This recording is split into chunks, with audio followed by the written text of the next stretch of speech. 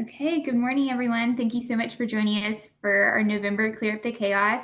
We were just discussing how we can't believe the holidays are here and how from here on out it's just going to be a mad dash to the finish line. But I appreciate you taking time out of your schedule to join us. I have Mitch and Emily here with us, and we have some great topics that are pretty applicable to where we are here in the timeline of our quarter. But religious holidays and inclusive calendars, we're going to be visiting about that, compliance and hiring practices, and then always a hot topic, Handbooks 101, and how that's just a continuous evolving thing that is a full-time job for someone in HR, making sure that everything is compliant. So great topics, and thrilled to have y'all here with us. So I'm going to hand things over to Emily for her to begin. Awesome. Thank you, Elizabeth. And thank you for everyone that joined us today. We figured we could kick off this power hour discussing religious holidays and an inclusive calendar. With holidays right around the corner and a new year almost here, what better time than now? So to help break the ice, here's some holidays, though not an exhaustive list, but to get the brain jogging. So we have some Christian religious holidays, or it could be known as Roman Catholic, Protestant, or Eastern Orthodox. Would be Easter, Christmas, Ash Wednesday. We have Good Friday, Palm Sunday. We also have Muslim religious holidays such as Ramadan, Jewish religious holidays. We have Hindu, Buddhist. The list goes on and on. We have African American or Pan-African such as Kwanzaa. We could also be celebrating the Chinese New Year. And then again, it's not an exhaustive list, but just to kind of get the brain going.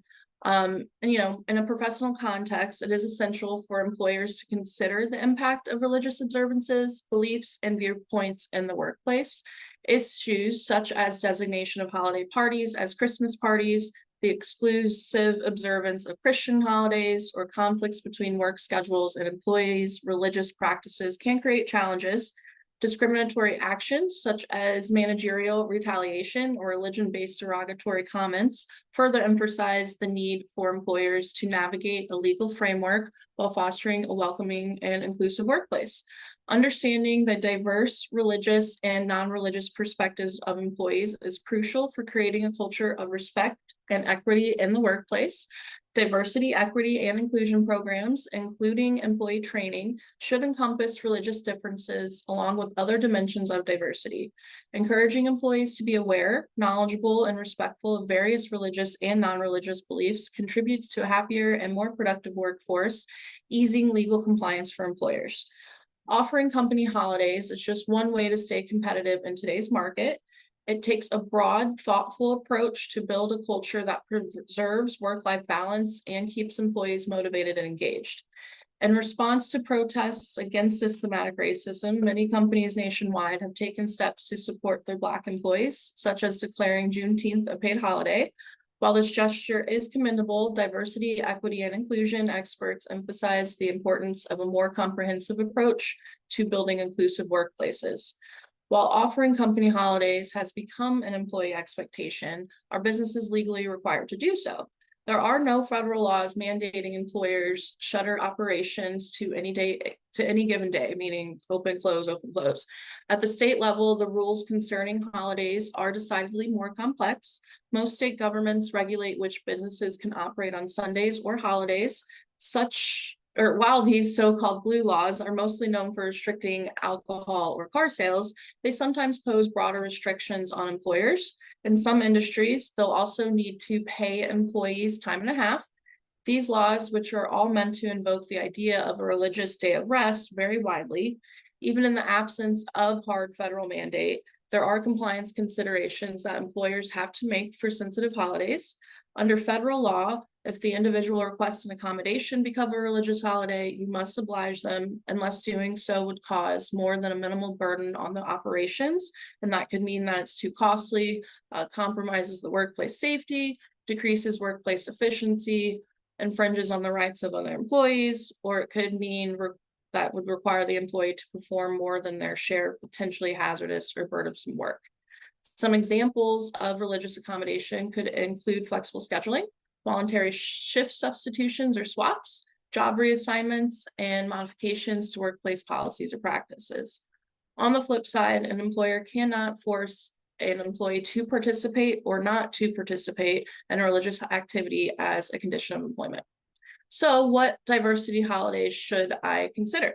So beyond Juneteenth, workplaces and communities are diverse, comprising individuals from various backgrounds. So consideration should be given to holidays such as Black History Month, Rosa Parks Day, Kwanzaa, Hispanic Heritage Month, Ramadan, we have Chinese New Year, LGBTQ Pride Month, and Native American Day. And again, these are not an exhaustive list. The selection of holidays should align with the company's goals and cater to the diversity of the employees and customers. The holidays that Texas state employees can offer can vary, but some state holidays would be Confederate Heroes Day, Texas Independence Day. We have Emancipation Day, Good Friday. And then we have some federal holidays, which would be like New Year's Day, Martin Luther King Jr. Day, President's Memorial, Independence Day, Labor Day, Thanksgiving, and Christmas. And there are no specific laws in the state of Texas that relate to paid leave for private sector employees. But despite this fact, many private sector employees do choose to offer these benefits as part of their employee compensation packages, again, to relate to that competitive market. And some employers may offer a set number of days of paid leave for each type, which employers can offer that unlimited PTO or flexible time off. So how should I pick which holidays to observe? So, ensure thoughtful selection, involve employees through surveys or task force, avoiding assumptions about the significance of holidays to particular groups, recognize that employees with diverse backgrounds may find meaning in various holidays, emphasizing the importance of clear communication and due diligence. So clearly communicating the goal of fostering a positive and welcoming organization by equipping managers with language and scripts to avoid unintended biases when explaining the introduction of new holidays would be very important. Offering coaching and holding leaders accountable for adhering to the script can help create that consistent, inclusive message. So a lot of companies are going to ask, what if I can't afford adding a new holiday? So just recognizing the financial constraints of adding a paid holiday, you can consider alternatives. So just by allowing employees to choose a specific number of days to have off to celebrate diversity holidays and providing that flexibility while still maintaining essential business is going to be important. But additionally, raising awareness and just having those initiatives through the workplace and just create those cultural alerts or community service or however that could look could be a way to pay tribute. And an idea to consider would be a floating holiday. This is something that Ironwood added this past year.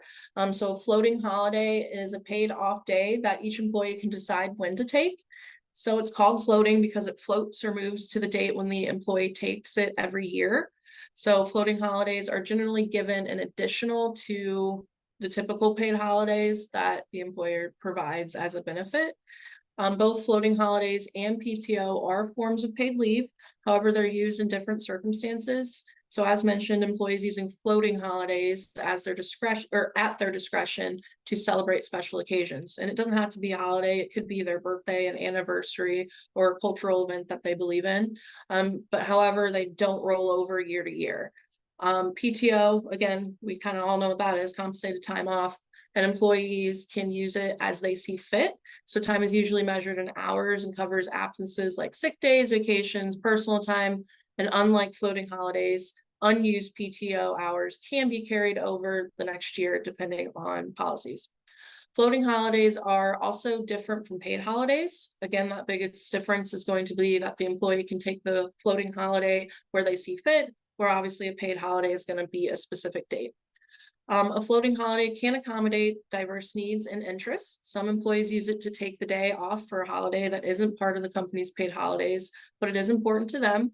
Others take their floating holiday on special occasions, such as their birthday or wedding, and others may use their holiday for any reason, whether to go fishing or to enjoy some time off, relaxing at home. However, some organizations may only allow employees to choose their floating holidays from a company provided list of cultural, religious, government holidays and events. Also, some organizations may have blackout dates during especially busy times at work when no one is allowed to use their floating holidays.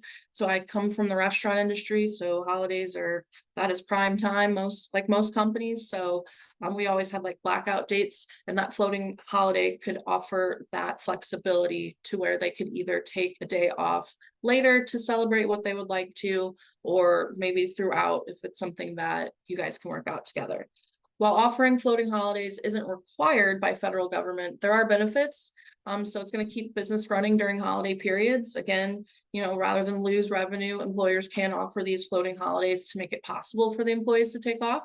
It's going to reduce administrative burdens, minimizing scheduling conflicts, reducing time for HR personnel or managers to spend resolving scheduling issues, especially during holidays. Everyone's wanting off to be with their family. So it gets very all time inclusive when we're trying to make the schedules. It also provides a benefit in the sense of that better work-life balance. And it also is going to continue to create that inclusive work culture. But there's also, like anything, there's going to be disadvantages to offering floating holidays. So paying employees for unused holiday time, paid or floating holiday is typically a day that's going to be paid whether it's taken or not. So this can result in wasted revenue. It could also possibly increase the employee dissatisfaction. So it's important to keep floating holiday approvals equal, and employee morale may be affected if some floating holiday requests are approved and others are not. And then also keep in mind as well, depending on scheduling, not all floating holiday requests can be approved by HR. So if multiple employees are requesting off at the same time, this can leave the business short-staffed. Not everybody could have off for that same day.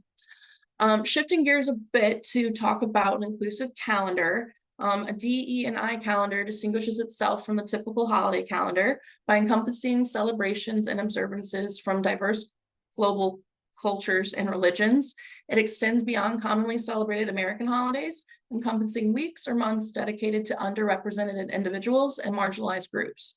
Additionally, it includes periods dedicated to raising awareness on issues such as social justice, mental health, and working conditions for individuals with disabilities.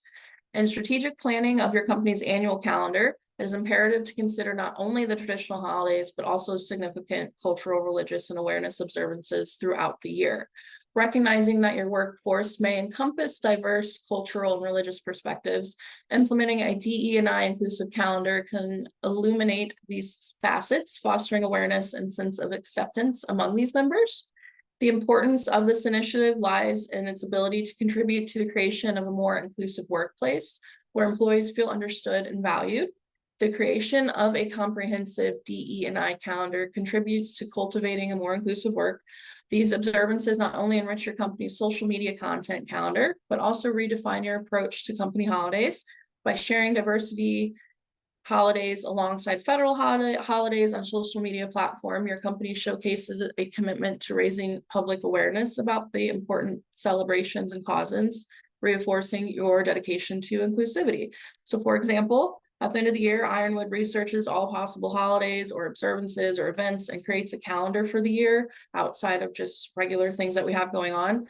We also extend this to departmental needs, such as specific deadlines or due dates for submissions, conventions we may have coming up, or just specific needs our clients have that we know come year after year. This allows us to plan ahead and elevate and celebrate each other. It also allows our needs to already be anticipated so we can better cater to our culture and, again, our client needs. So in conclusion, introducing diversity holidays is a positive step, but it also should be a broader DE&I strategy that goes beyond symbolic gestures. Continuous effort includes recruiting diverse talent and implementing programs for overall success that is going to be essential. Leadership commitment, top-down engagement, and ongoing conversation are crucial components in creating a truly inclusive workplace. So all that said, I'm going to pass it to Mitch for a little bit Handbook 101. Thanks, Emily. So, while not required federally, handbooks are an excellent tool. They're a key document not only in communicating an employee's rights, responsibilities, and expectations, but they also serve as a framework for how to navigate different situations. With it being the end of the year, quite a few companies are working on rolling out new policies for the new year or revising existing policies. Given there have been some major regulatory shifts over the last year, we wanted to cover some of the key considerations when you're developing or revising your handbook. Ideally, your handbook should cover not only the regulatory requirements, but your operational policies, an overview of their benefits, and general standards of conduct. So whether you're starting fresh or performing a revision, you'll want to start with your federal and state regulations. Particularly when revising, it's worth looking at your existing policies to ensure that they align with the current best practices regarding different regulations. For example, double check your equal opportunity statement to ensure that it covers all the protected classes, and that your accommodation process includes both pregnancy and religious accommodations. Even if you have processes in place for these, outlining them in your handbook is crucial so that employees have access to that information and know who to reach out to with questions. Once you've gone through your existing processes, take the time to assess whether any new policies need to be included. If your company's grown in employee count or is expanded into another state, different laws may come into play.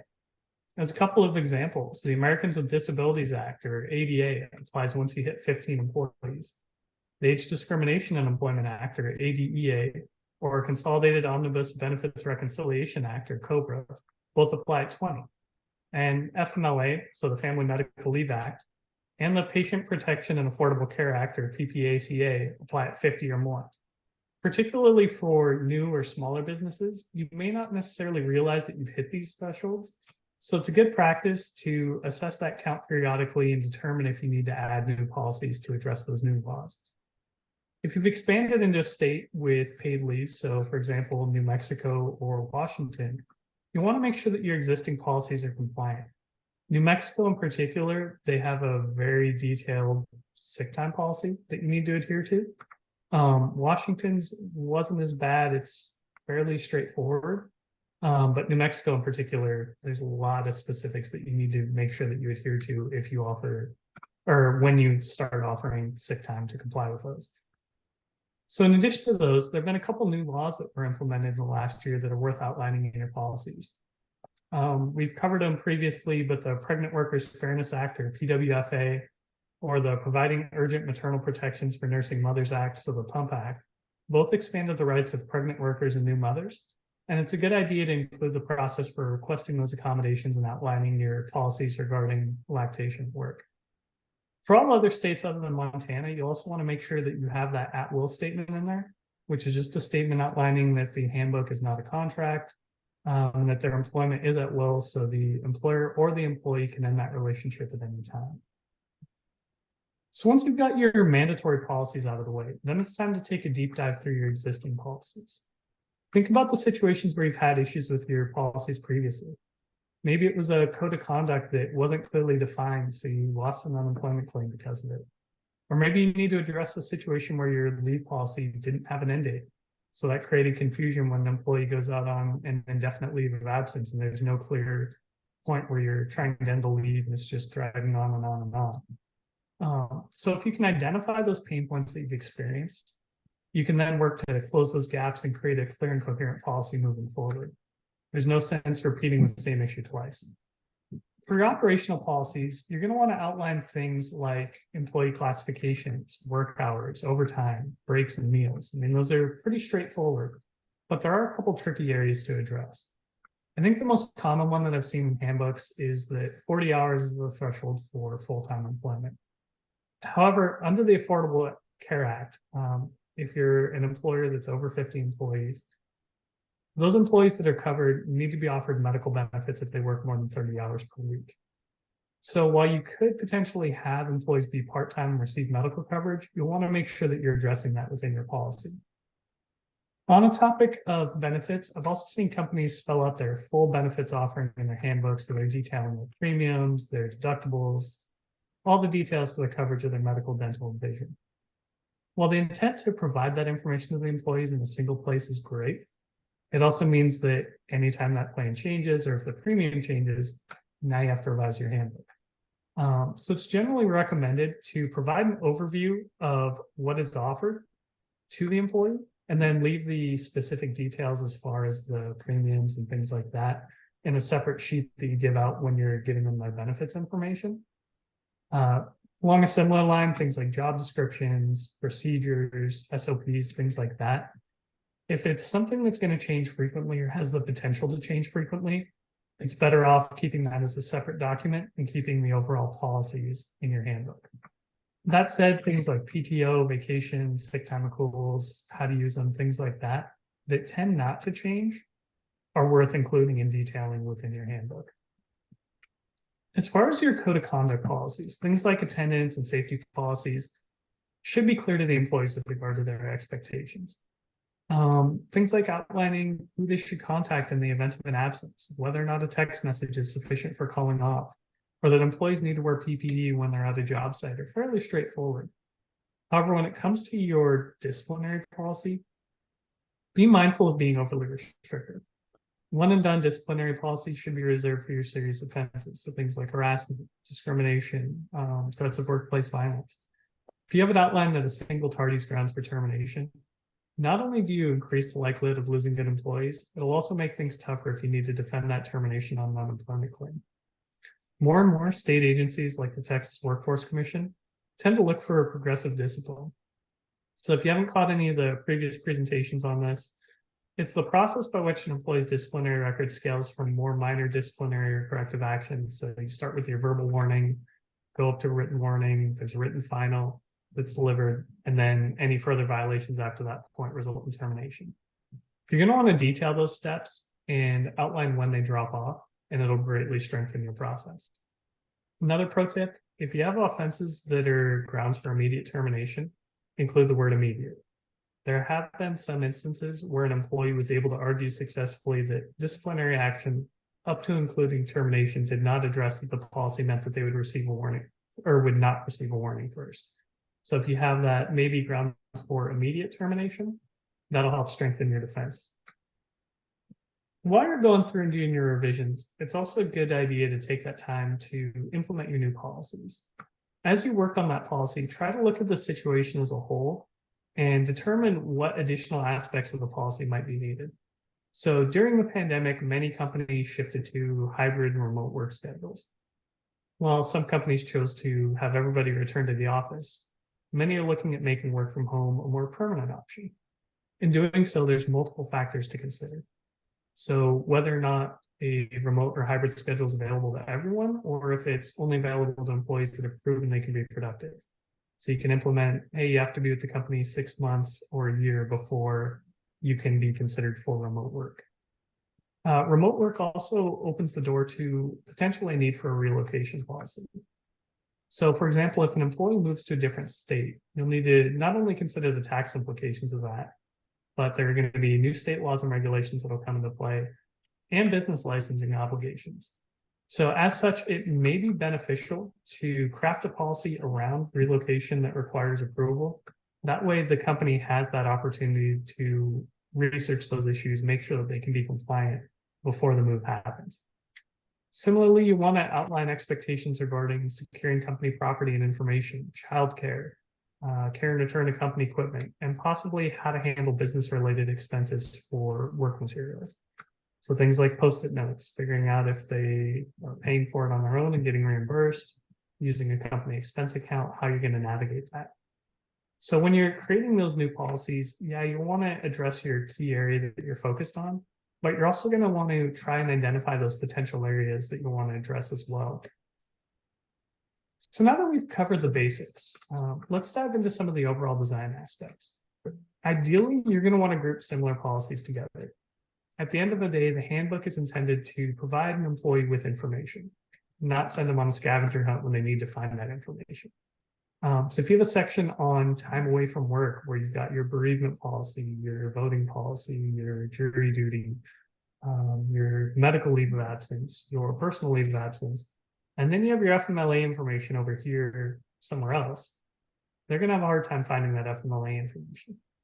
So if you can try to have things in a coherent manner where, okay, I'm looking in this section on electronic devices, I know I'll find anything that's related to that. It'll make sense. But there may be some times where you'll need to consider where it's a better fit. So if you have something on inappropriate use of phones while at work or excessive use of personal devices, you'll have to make that decision of whether or not you want to detail that under workplace conduct or electronic devices. You can potentially have it detailed in electronic devices and then have a little blurb under workplace conduct. But either way, you'll want to make sure that that makes sense. You don't just want to throw policies in there as you add them without some sort of a coherent flow to it. Along these lines, again, you want it to be able to be understood by just about anybody. So if you start tossing in excessive legalese or being overly verbose, it can negatively impact the readability of the handbook.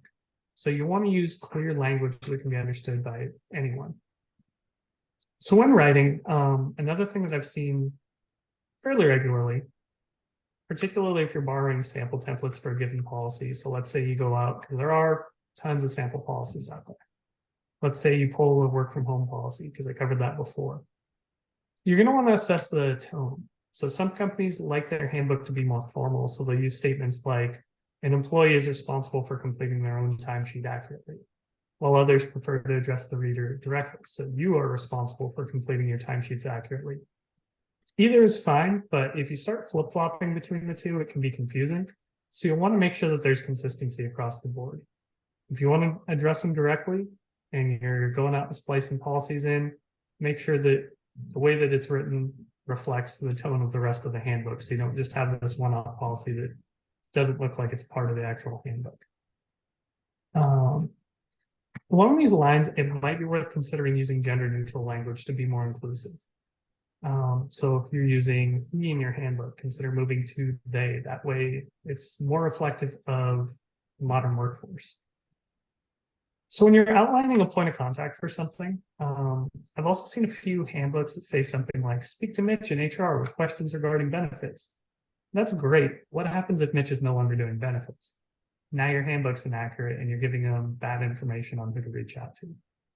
So instead of having a specific designated point of contact mentioned by name, it's far more effective to direct the employees to their supervisor, their manager, human resources, IT, versus specifically by name, just because the specific names can change, but supervisor is still going to be that point of contact. Human resources is still going to be that point of contact. So it just helps maintain continuity and helps reduce the need for more frequent revisions. As far as content-wise, one thing that you want to look at is the use of this policy is at the discretion of management. So running the phrase among HR is that discretion equals discrimination. So there's no clear defined process behind that decision. So even if everything's above board, you have a clear reason for why you're making that determination. If employees can't see the difference, they can come back and claim whatever reason. So it could be a violation of a protected reason when there isn't a defined process. So if you start shifting away from, okay, this is at discretion, to, okay, it's based on this criteria, it'll be a lot easier to defend that. I'd also be mindful of policies that impede employees' rights under the National Labor Relations Act. So while I'm sure we all know you can't prohibit employees from discussing pay, the current NLRB administration in this last year has been particularly employee-friendly, meaning that overly strict social media policies and disparagement policies have come under fire. So when you're writing these policies, make sure that you're mentioning this is not intended to impede any of your protected rights or activities, something along those lines, so that you can clearly address, hey, we're not trying to interfere with your rights, just we have certain standards that we're expecting. So be mindful of that. I know I've only covered a couple aspects to consider. It would take me a couple hours to cover everything that should or shouldn't be in a handbook. But if you have any questions, feel free to reach out to us. If you haven't signed the agreement with us, reach out to Elizabeth. She'll take care of the paperwork side and then get you in touch with us. But with that, I'm going to pass things back to Emily so she can wrap it up with some awesome information on maintaining compliance while hiring. Thank you so much, Mitch. All right, so navigating the intricate legal landscape of hiring practices is foundational to the success of any organization. Employment laws are dynamic, subject to constant evolution, and form the backbone of our commitment to fairness and equality. Key regulations, including Title VII of the Civil Rights Act, the Americans with Disabilities Act, the Age Discrimination in Employment Act, and the Fair Labor Standards Act, shape the boundaries within which we operate. Non-compliance not only carries the risk of severe legal consequences and financial penalties, can also tarnish our organization's reputation. Compliance in hiring extends beyond legal obligations. It is a strategic imperative influencing our organization's core values and long-term success. Upholding ethical standards and promoting fairness in our hiring practices form the bedrock of a workplace that attracts top-tier talent. Compliance is an essential component of fostering an inclusive environment, crucial for attracting a diverse workforce. Beyond legal risk, adherence to compliance enhances our organization's reputation, contributing to a positive brand image and resonates with both current and prospective employees.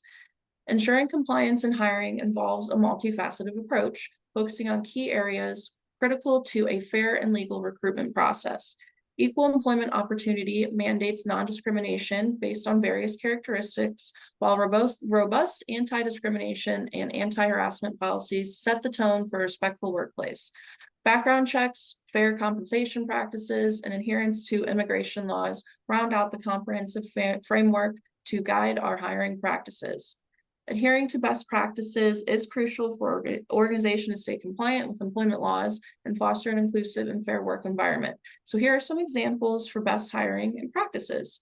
So developing and documenting clear standardized hiring process that are consistently applied across all departments. So it's not going to change from like our DOT department to safety to HR, however that may look. It's going to stay consistent across the board. Developing comprehensive job descriptions that accurately reflect the essential functions, responsibilities, and qualifications required for the position is going to play a key part.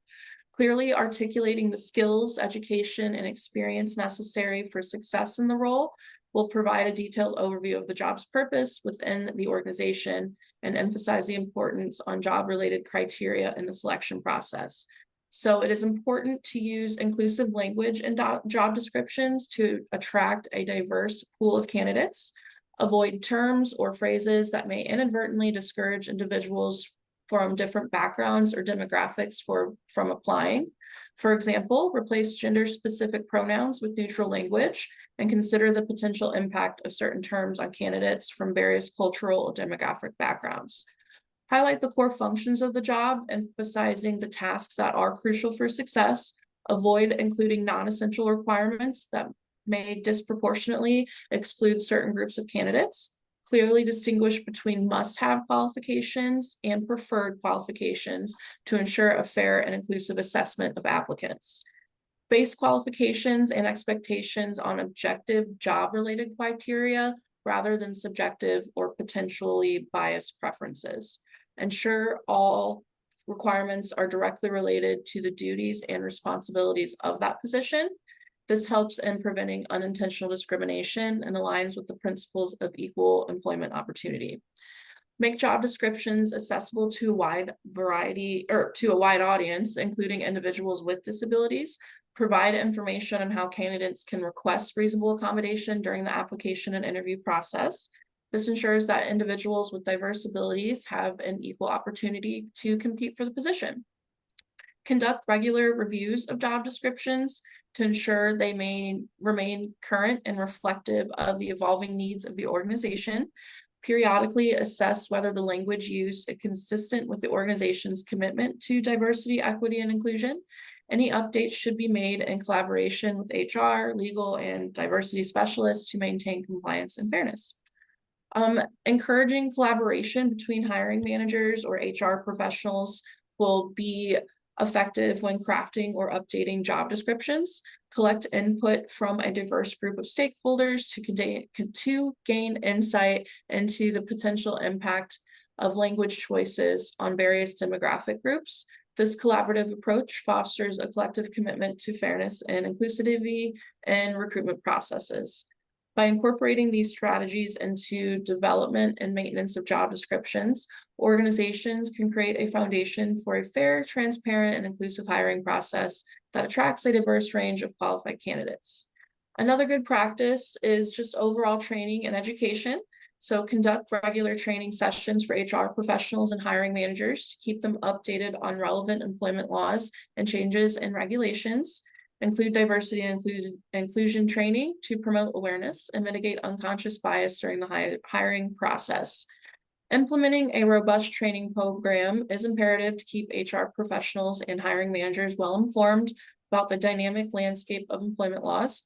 Regular training sessions should be conducted to provide updates on legal changes, new regulations, and evolving compliance standards.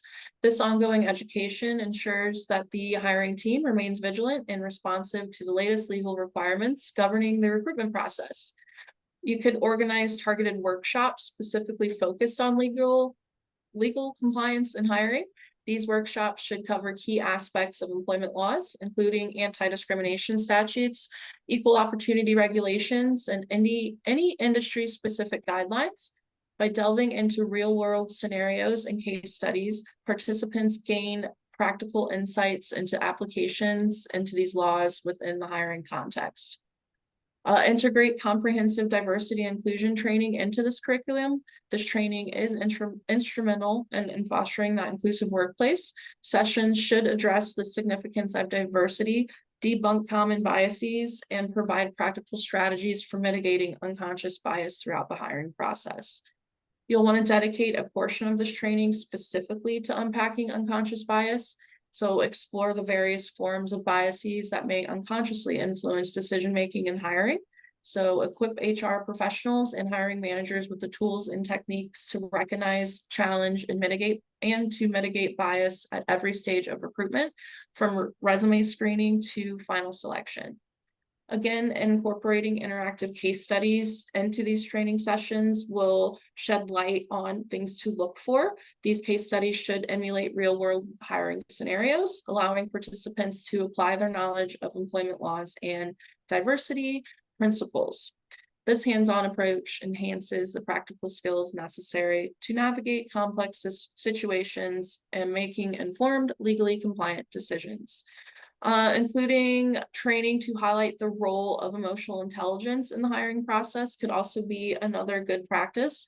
Emphasize the importance of self-awareness and empathy in mitigating bias. Training should provide strategies for fostering an inclusive mindset, encouraging active listening, and cultivating an environment where diverse perspectives are valued. Tailor your training modules to specific needs and challenges of your organization. Consider the industry, geographic locations, and the diversity profile of your workforce. Customization ensures that the training content resonates with the unique context of your organization, making it more relevant and impactful for participants. And as anything, implementing mechanisms to measure the effectiveness of a training program will be imperative. This may include post-training assessments, surveys, or evaluations to gauge participants' understanding of the material and their ability to apply it in real-world situations. Continuous feedback loops help refine and enhance future training sessions. Another good hiring practice to stay compliant would be overall documentation. Us HR professionals know how important documentation is, so maintaining thorough and accurate records throughout the hiring process, including resumes, interview notes, and communication with candidates, will be imperative. So some documentation integrity will be important. So maintaining comprehensive and accurate documentation throughout the hiring process will help with aspects of risk mitigation. So clearly document the criteria, considerations, and factors influencing both selection and rejection decisions. This documentation serves as a transparent record, providing a clear trail of these decision-making process. So emphasizing the importance of documenting decisions based on job-related factors will involve highlighting specific qualifications, skills, experiences that directly align with the requirements of the position. By anchoring decisions in objective job-related criteria, organizations can demonstrate a commitment to fairness and equal opportunity, reducing the risk of legal compliances related to discriminatory practices. So consistency will also be key. So treat each candidate with the same level of diligence, regardless of personal characteristics. This consistency helps establish a standardized approach, reinforcing the organization's commitment to fairness and unbiased hiring practices. You'll want to review and scrutinize documentation to eliminate any language that could be interpreted as discriminatory. Ensure that written feedback and comments focus solely on job-related aspects such as qualifications, performance in interviews, and relevant experience. This minimizes the risk of unintentionally conveying biases that could be grounds for legal scrutiny. If interviews are part of the selection process, and most likely will be, document the interview questions asked and the candidates and the candidate's responses. Highlight aspects of the interview that are directly tied to the job requirements. This documentation provides a concrete basis for decisions and can serve as evidence of fair and non-discriminatory practices. You'll want to include documentation on how the selection process aligns with diversity and inclusion goals. So highlighting the efforts to attract the diverse pool of candidates and steps taken will ensure an unbiased evaluation. You'll want to utilize evaluation rubrics. That is a good hiring practice. So consider implementing evaluation rubrics or scoring system to objectively assess candidates. Clearly define the criteria and weightings assigned to different aspects of the evaluation. This structured approach not only facilitates fair and consistent decision-making, but also provides a tangible record of rationale behind each decision. So for example, Ironwood, we actually utilize Microsoft Forms. This is a tool that allows us to create evaluation surveys.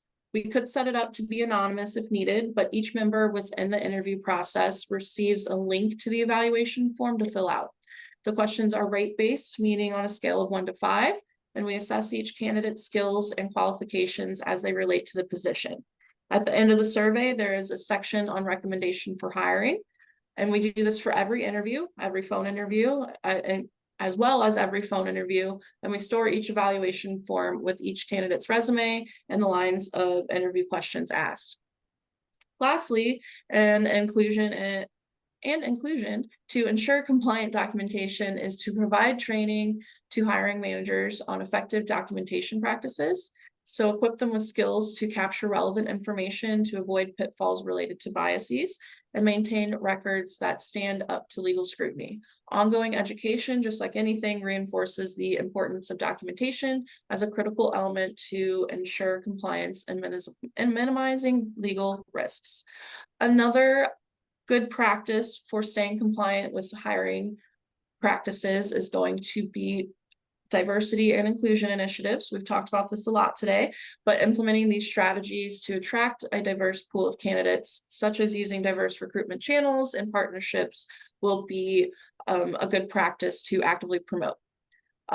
Another good practice is regular policies reviews. So periodically reviewing and updating hiring policies and procedures to ensure alignment with current laws and regulations. And good practice is to always involve legal counsel or Ironwood to conduct audits to help provide guidance on these policy enhancements. Another practice could also be blind recruitment techniques. Now, this is something that has recently developed, but incorporating a systematic approach to basically making resumes anonymous during the initial screening process is a way to reduce bias. Redacting or excluding information that reveals the candidate's identity, including names, addresses, maybe photos on those resumes. Again, this is going to create a level playing field, preventing unconscious biases related to gender, ethnicity, or other personal characteristics from influencing early stage decisions. So highlight the shift in focus to skills and qualifications when utilizing blind recruitment. By removing demographic details, hiring managers are encouraged to prioritize the candidate's professional merits, educational background, and relevant experiences. This ensures that decisions are grounded in objective assessments of the candidate's ability to perform the job. Now, with Ironwood's recruitment process, I have seen candidates create their resumes to already be blind, so much so that the names of their previous employers are not listed, as that could give way to their location. This truly allowed us to focus on the responsibilities the candidate listed, as well as the qualifications that set them apart, and allowed them to be within the normal recruitment process and eliminate any biases that they saw could be potential. Another good practice is just going to be overall transparent communication. So clearly communicating the hiring processes, the criteria and the expectations to the candidates will be very important. Providing feedback to candidates when appropriate to enhance transparency will strengthen the employer brand as well. So for Ironwood, we are completely transparent within our recruitment process. While our process looks a little bit different from an outside perspective, as we mainly focus on external recruiting for our clients, we maintain communication with the candidates to better align ourselves with our own brand as well as our client's brand. We believe full transparency sets us apart, so we do contact every candidate We don't do the essential ghosting, if you will. And every candidate knows where they stand every step of the way. And it also provides a platform to highlight any expectations or to answer any questions that they may have throughout the recruitment process. Another good hiring practice to stay compliant is obviously going to be avoiding those illegal interview questions. So focusing interviews on job-related qualifications and focusing interview questions on job-related qualifications and experience is a good practice. And again, training those hiring managers to avoid asking illegal questions is going to be imperative, as these could also lead to discriminatory practices or violate privacy laws. So for reference, again, for Ironwood, we use interview agendas, which are templates we custom tailor to each position we are sourcing. So each candidate has equal opportunity within our lines of questioning. This helps us stay compliant as we stick to the script to avoid questions that create unconscious biases or unlawful lines of questioning and allow us to solely focus on job-related qualifications. Another way to stay compliant within hiring practices is going to be background checks. So staying compliant within those and to comply with the Fair Credit Reporting Act and any applicable state laws will be imperative. Obtain candidate consent before conducting background checks and provide adverse action notice if necessary will also be important as well. And obviously Ironwood is happy to help navigate those processes as well. Another one is going to be fair compensation practices. So conduct regular reviews of compensation structures to identify and address potential wage gaps and clearly communicate salary ranges and benefits to candidates to foster transparency will be important as well. And then a couple more is just going to be technology audits, especially if you are using AI-driven tools, as AI can bear a lot of the brunt of the recruitment process. The algorithm followed suits to the needs that are specified, so the formula could unintentionally add biases or discrimination throughout. And then, as always, collaborate with legal experts when you are adapting to hiring policies or procedures. Again, Ironwood is always willing to help you guys out. So just get to Elizabeth to set up a contract, however that may look for you guys. And then solely remember that compliance in hiring is not merely a legal checkbox. It's a dynamic and strategic commitment to uphold ethical standards. Again, fostering that inclusivity and navigating the legal landscape within the agility are hallmarks of a resilient and forward-thinking organization. I appreciate your time today and thank you for your attention. Us at Ironwood are always happy to help. So I'm going to pass it back to Elizabeth. Thank you both so very much. Lots of great information and reminders as we look to enter a new year. I know a lot of organizations take this time towards the end of December to look over policies, look over their handbook, see, if that contact person has changed, if anything needs to be updated. So these are all great reminders as we look to a new year ahead. But a friendly reminder, you do have complimentary access to Ironwood and their team. So if you haven't, I encourage you to complete an agreement and take advantage of their awesome services. But thank you again for taking time, and I wish y'all a very blessed Thanksgiving. Thanks so much, guys. Bye. Thank you.